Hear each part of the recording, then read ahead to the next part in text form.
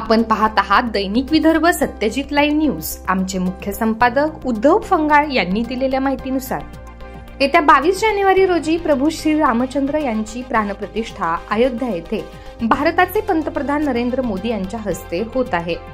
श्री प्रभू रामचंद्र यांच्या प्राणप्रतिष्ठेचा महोत्सव संपूर्ण देशात नव्हे तर जगामध्ये आनंदाच्या वातावरणात व भक्तिमय वातावरणात साजरा होत आहे।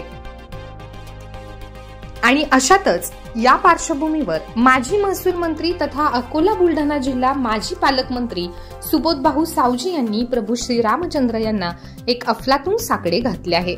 प्रभू रामचंद्राची प्राणप्रतिष्ठा होत आहे हा हिंदू संस्कृतीसाठी व प्रभू रामाला मानणाऱ्या भक्तांसाठी एक चांगला विषय आहे। मात्र सध्या देशामध्ये सुशिक्षित बेकारी महिलांवरील अन्याय अत्याचार दिवसेंदिवस वाढत चाललेले आहेत।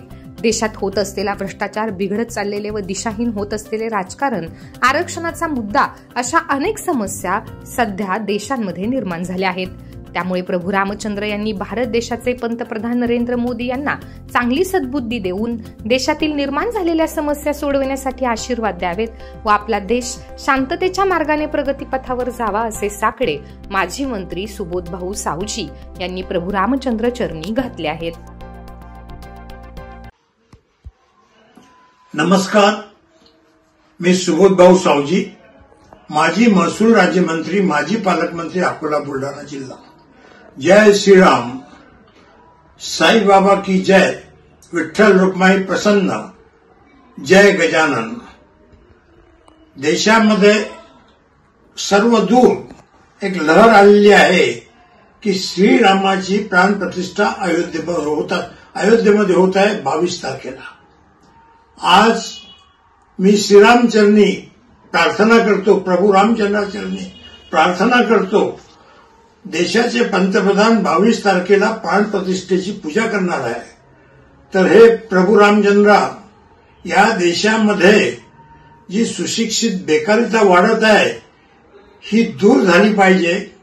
या देशामध्ये लैंगिक अत्याचार, स्त्रीवर महिलांवर अत्याचार, मोठमोठा भ्रष्टाचार हे जे वाढत आहे हे बंद झाले पाहिजे। त्याचप्रमाणे सुशिक्षित बेकारीता दूर झाली पाहिजे। सुशिक्षित बेकारांचे लग्न होऊन नाही राहिले याकरता काहीतरी उपाययोजना झाली पाहिजे।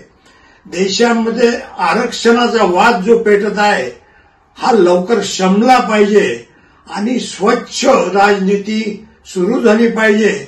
हे करण्याकरता आपण देशाच्या पंतप्रधानाला सुबुद्धी द्यावी की जेणेकरून देशाची समृद्धी वाढेल। तर ही जी प्रार्थना आहे मी सर्व देशवासियांच्या वतीनं करतो। धन्यवाद, नमस्कार।